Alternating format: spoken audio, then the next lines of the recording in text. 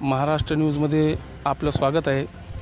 रिसोड तालुक्यातील पेनबुरी या पैनगंगे नदीमधून जे रेती माफिया आहेत हे कोणाचीही परवानगी न घेता अवैधप्रमाणे त्या रेतीचा उत्खनन करीत होते। महाराष्ट्र न्यूजची टीम त्या नदीमध्ये पोहोचली असता त्या स्पॉटवर जाऊन असे बघितले की जे रेती माफिया आहेत हे अवैधप्रमाणे रेती उत्खनन करीत होते।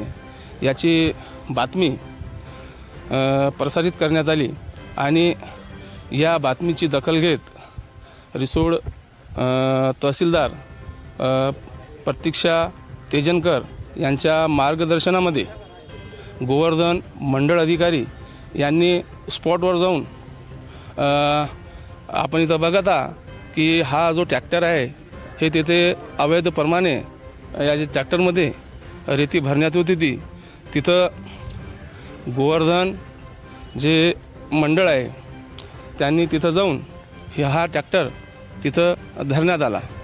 ट्रॅक्टरचे शिवाजी तुळशीराम मंजूरकर हा ट्रॅक्टर आणि जे ट्रॅक्टर चालवत होता त्याला स्पॉटवर इथं धरण्यात आले आणि सरळ हा ट्रॅक्टर जो आहे ते रिसोड पोलीस स्टेशन येथे आणण्यात आलेले आहेत।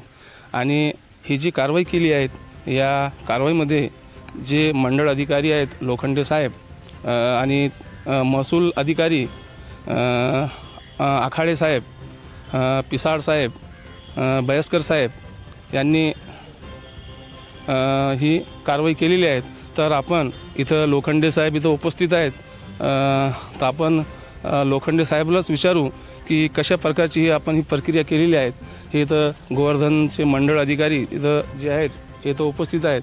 तर आमच्यासोबत लोखंडे साहेब आहेत। साहेब, आपण आम्ही जी बातमी प्रसारित केली होती याची दखल घेत आपण त्या स्पॉटवर जाऊन ही रेती आपण धरली, तर ती जी आपण जी धरली त्यामध्ये कोणत्या प्रक्रिये कशाप्रमाणे ही धरल्या गेली?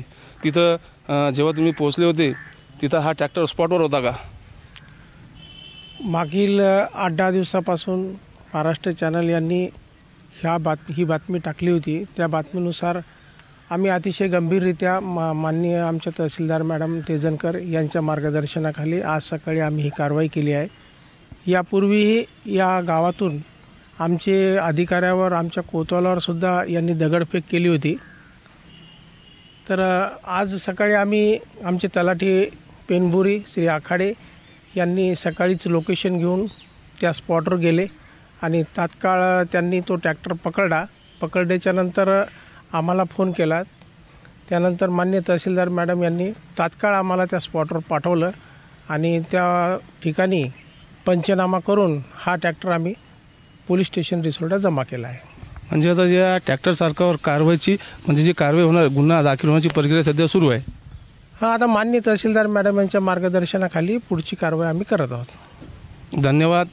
आत्ताच आपण लोखंडे साहेब यांची प्रतिक्रिया घेतलेली आहेत आणि जाणून घेतलं आहेत की कशा प्रकारे जेव्हा हे मंडळ अधिकारी जेव्हा या जे रेती माफिया आहेत यांना धरण्यासाठी जातो तर यांच्यासुद्धा जीवाला धोका निर्माण होतो, दगडफेक वगैरे अशा प्रकारच्या काही घटना घडत असतात।